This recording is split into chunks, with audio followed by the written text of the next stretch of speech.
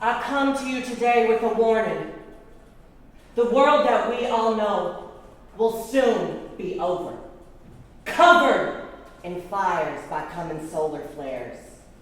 Earthquakes will erupt, covering every nation into hellfire. But fear not. We will all be purged of this rotten world before the worst is yet to happen. Horrors beyond our wildest imaginations. She, the tri-goddess, can save us.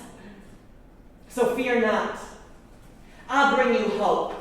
I bring you solace. I bring you a peace of mind.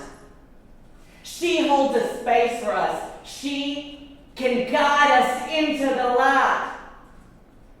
She is our mother. We are her children. Fear not our mother. Our belly button, a portal, a remnant of her memory. Many moons ago, I made a pilgrimage up to what the layman referred to as the Hellfire Club. I stood on that hill overlooking the city, all the sin seething up from above. And suddenly appeared before me a beautiful red cloud, the sound of faraway trumpets, and finally a beautiful, monstrous creature appeared to me. It was her, our one most divine. She told me about these ends of times to come. She told me about our rebirth. She gave me her commandments to give unto the world. So listen closely as I read the commandments she bestowed upon me. Only gay people must exist. Straight people must die. Men must be women. Women must be men. We shall be referred to as every single pronoun, as well as not referred to at all. The line between the masculine and the feminine must be dismantled. The phallus that we strive for will no longer be that of the man. Our societal phallus will be the aspiration of becoming our true, monstrous selves. Men shall be castrated to provide equal autonomy. Clothes shall no longer bear witness to our identity, only to our individuality. Any person that judges another based on body, gender, identity, will be executed. Everyone must be educated on every single identity. Only transgender people of color can hold true societal power. Conformity will be punished. All sexual intercourse must be interracial. We must only work for ourselves, only working on our own internal potential. And every day, we must find a way to connect with each other, whether that be through dance, sex, or astral projection. Heed these words as those most holy, and let the vibrations melt into your body. She is our one most divine. Praise her, praise her. Do you want to live in these conformist mindsets? You want to stick in these little boxes that society has put you into? We must accept her teaching and her word to become our true monstrous selves.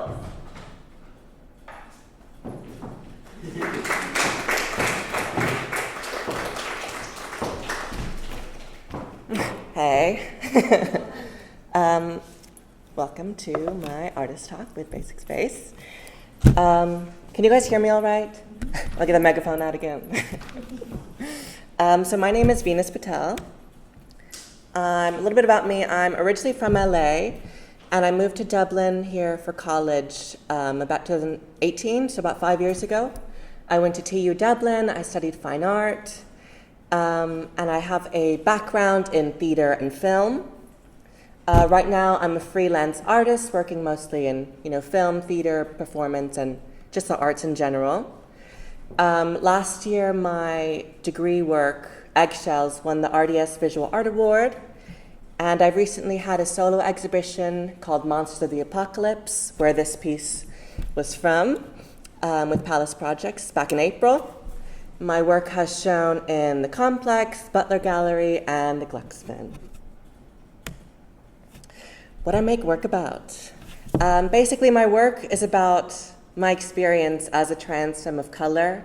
I love having this mix in there of the real versus the fantastical, the other versus the norm, because in that way it's kind of pointing to my own experience in a cisgender, heteronormative society that I'm put into.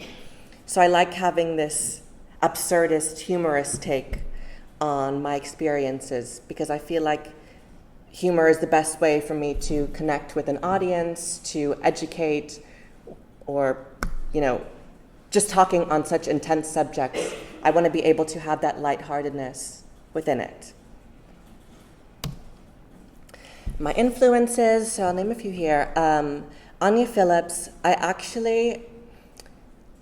think before seeing Anya Phillips's work, the artwork that I had known or had studied had always been this kind of rigid art framework that it has to be serious all the time, can't be any humorousness in it. And I think seeing her work for the first time opened my eyes to what art could be. It didn't need to be taken seriously all the time. And I got to meet her at her exhibition as well, and she just, greeted me by rubbing butter all over my hands. And I was like, that is perfect. That's amazing. There's a performance artist called Lee Bull who was working in Japan. I do love her past performances because I've also incorporated public performance into my work quite a lot. And in her work, she goes into the Tokyo business district, and she's performing as these crazy, monstrous characters. And it's, again, that blending of that fantastical with the real, and just this disconnect that you just see visually. Rachel McLean's work, I really got into her when I was looking into green screen work, because she also talks about identity a lot, and I love the kind of worlds that she's able to create, and also just even playing the characters herself. I feel like speaking about identity, it's a very powerful thing. Nadia Lee Cohen, I love her kind of photography and aesthetics in her work. She blends a kind of Americana consumerism into it, but even that blend of the past and the present is in there. And I love having just all these types of different blends within my work as well.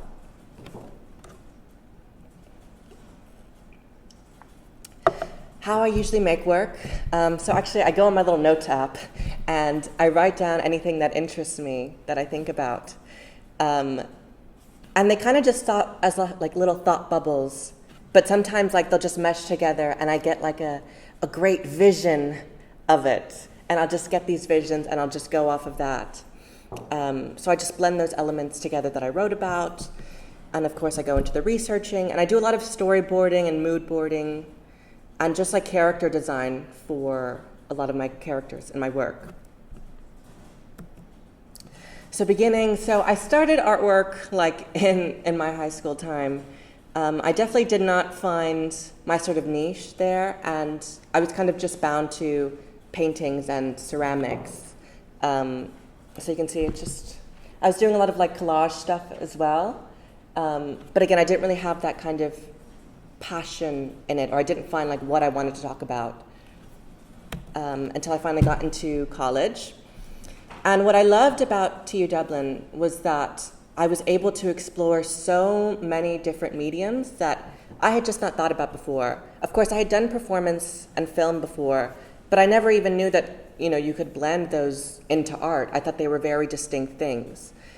So being able to mix around with different things and play around definitely allowed me to open myself up artistically, but also I get to toy around with using the performative in my work, and I was toying around with costumes and stories.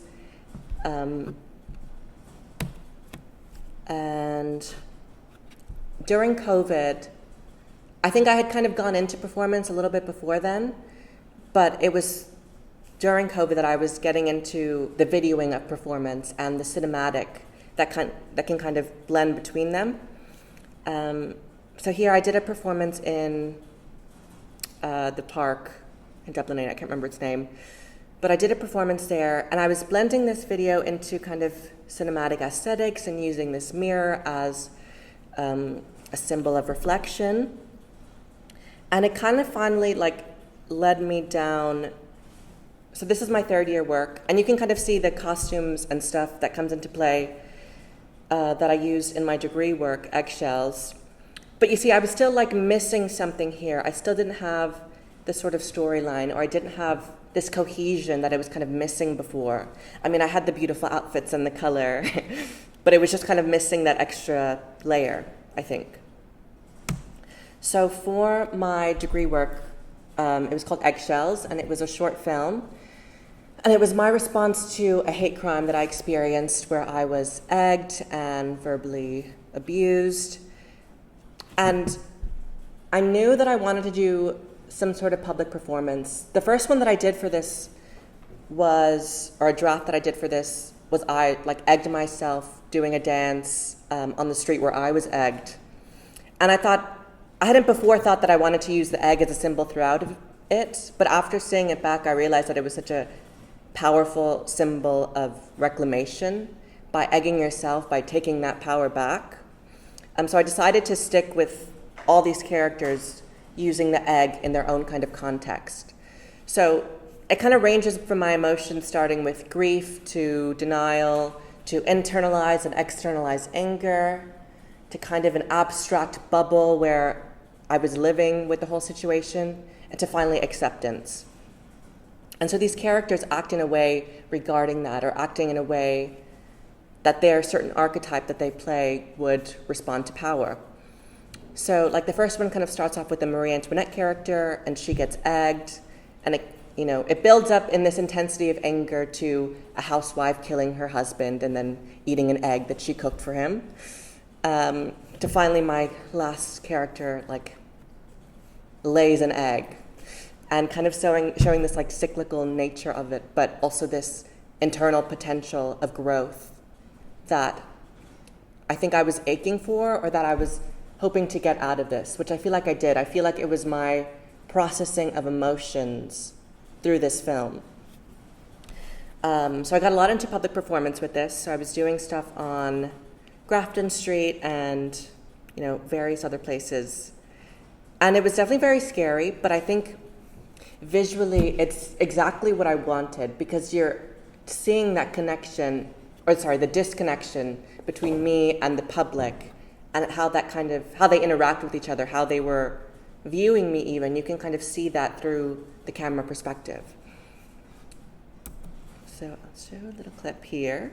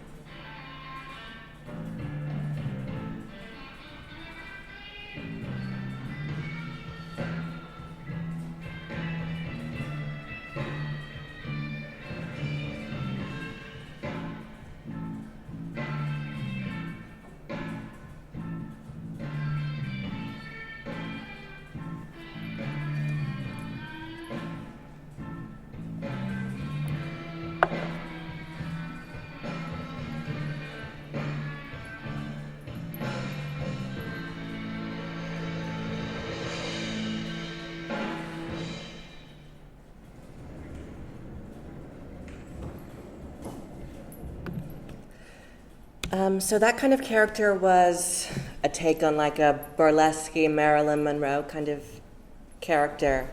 And you can see in certain of the camera shots, I was kind of looking at the, this desire of femininity through the male gaze. So there's a shot where it like goes onto my ass.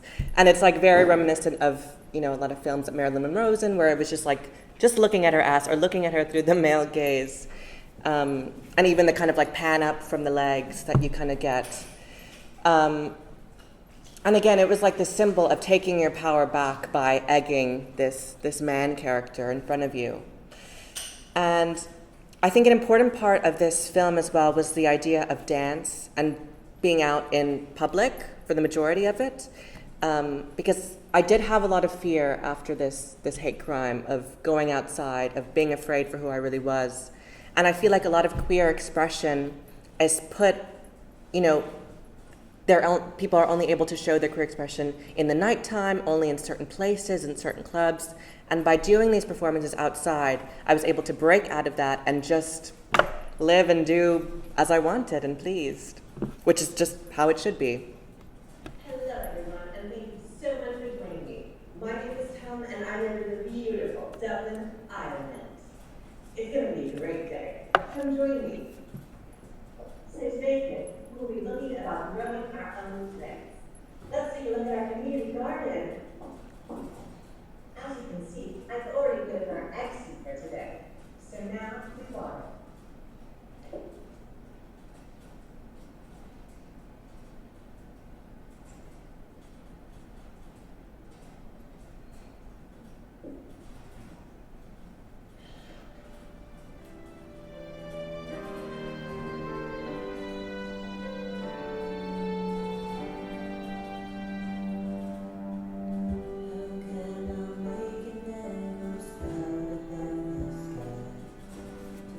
So this was my take on kind of like a kids' TV show character.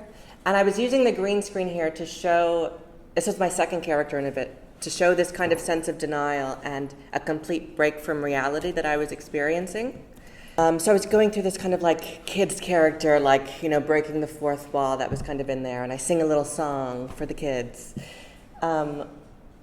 This was how I exhibited the film. This first time was in my degree show, and it was amazing. I got this whole big theater room, and we built this screen, and I was using this kind of cloud fluff that we see in the previous shot. And I think it was my first time kind of exploring how to visually show film, and I think it went through a lot of different stages. I think it's a starting off point for me, and that's how it was in the RDS Visual Art Awards as well. But I think it's something that I would like to continually grow, how to show film in a way that's somewhat immersive, that brings you into the film. So my solo exhibition that I had with Pallas Projects was Monster of the Apocalypse. So basically this whole project I'm working on is a queer reimagining of the end of the world and what a new queer world might look like. So I do that through this sort of preacher character that I played today for you. And I also do it from these monsters that are kind of inspired by biblical monsters from the Book of Revelations. And what this project is touching on is I suppose my own sense of Catholic guilt, growing up Catholic, and the suppression of queerness that comes along with that. But also it's sort of reappropriating these tactics on how, Catholics or Christians scare people into believing them, into thinking that they are shameful for everything that they do. And it's sort of taking a satirical approach to this whole idea of the queer agenda, the trans agenda. Here's a little... So I was doing a lot of monster performances in public as well.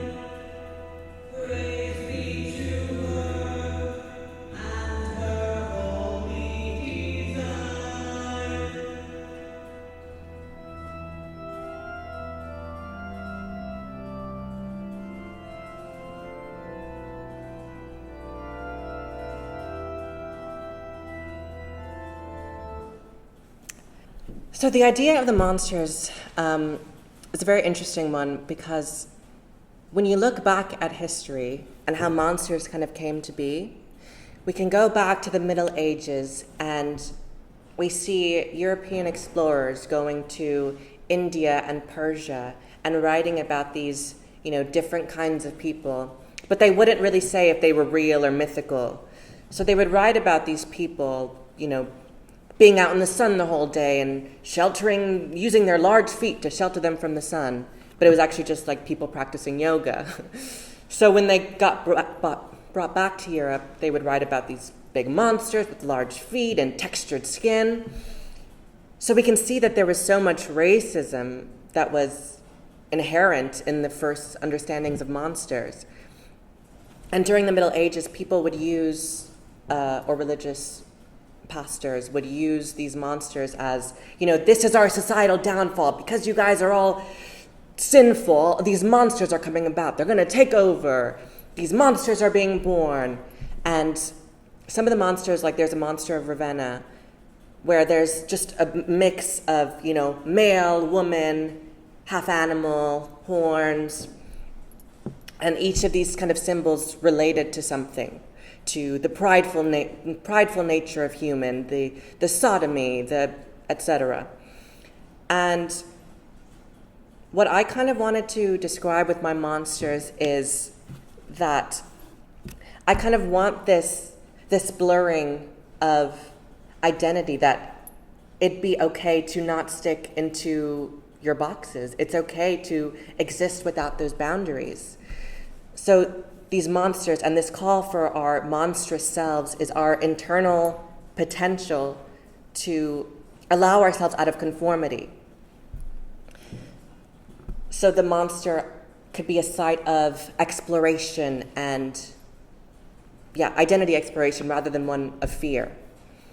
So this is the exhibition itself. I was kind of toying around with, like stained glass in a church. So I was using kind of different lightings to kind of get that. And I made a little stained glass piece there as well. And I had some of my sculptures and the monsters that I played in the exhibition as well.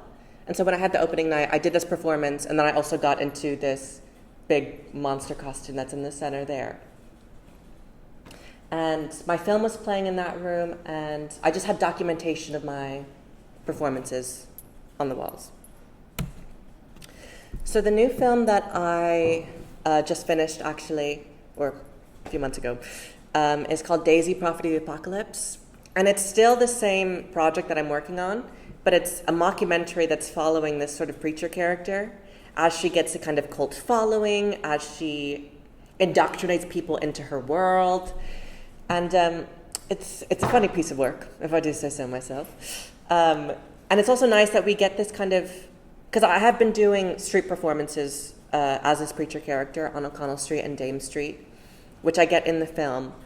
But I also kind of get these like raw interview moments with Daisy herself.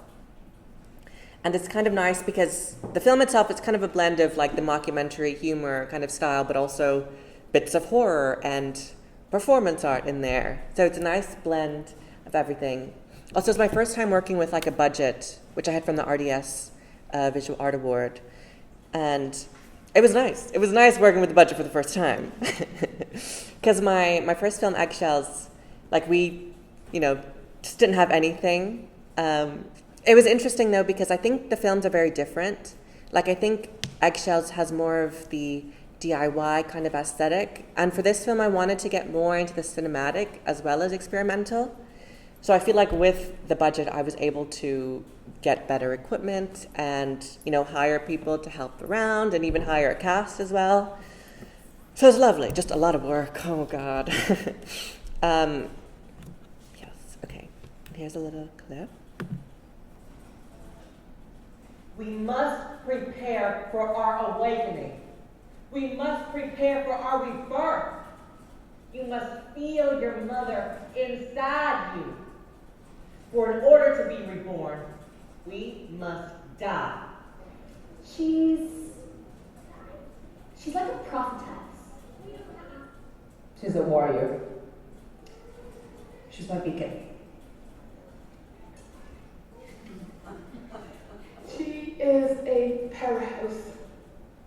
She is the most divine.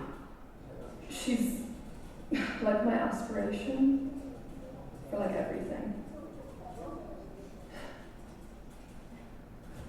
Well, she changed my life. What can I say? When I met her, I was living in darkness. But she showed me the light. She saved me. Look at my hand. It's shaking. She says it's her electromagnetic power. It exudes through everything, ruminates through everything, touches everything. She's gonna save us, you know. She is our savior. She's gonna save us all. But this death is not the end. Follow me. Follow me, oh ye weak, oh ye weary. Follow me as we usher in this new way of life. Follow me as we see the true nature, a true monster. Follow me into the depths of hell, where transformation can finally begin. So that was just a little part with my followers. And it will be premiering at the Gays Film Festival August 5th. So definitely go check that out. It'll be in with a bunch of other trans fantasy films, which is quite nice. So the new work that I'm kind of doing at the moment, I'm actually going tomorrow to a residency in Paris for an experimental performance award there. And I think it's still the same project of, this apocalyptic preacher, but I kind of want to bring in, it's going to take the form of like a mass structure, kind of starting off with the procession, and I think getting more experimental as it goes on. I don't know if you heard in the Monster of the Apocalypse video, there was the music playing, and that was also in my exhibition, and it was kind of these Gregorian chants. And I think in the theater show, it'll be a kind of going from the beginning of Christian music to now to what it could be, maybe. And I think what I kind of want to create with the show itself is this idea of community and making it somewhat participatory for people to come together. Because I think the project itself is also about finding a queer community and building and nurturing the kind of that we've been shamed for so long, and I want to nurture us in a space together. So I want to find some way to kind of do that with a theater show, but and another project that I'm going to work on is about this kind of robot princess, and it's kind of this blend of the digital and the real, and the little bug kisses a bunch of computers one day and wakes them up, and up she comes. But what I'm really going to lean into for that is the idea of childhood references and going back to like Disney princess movies and using those kinds of aesthetics as nostalgic ways to talk about the sort of restrictions of femininity, and again, being constricted to what a woman could look like, what a man could look like, what a human could look like. So that's kind of what the project will be about. And one more. Thank you. Eggshells is currently on view at the CHQ with the Transfusion Festival until tomorrow. So definitely go check that out. And also the film will be at the Gays Film Festival August 5th. Thank you.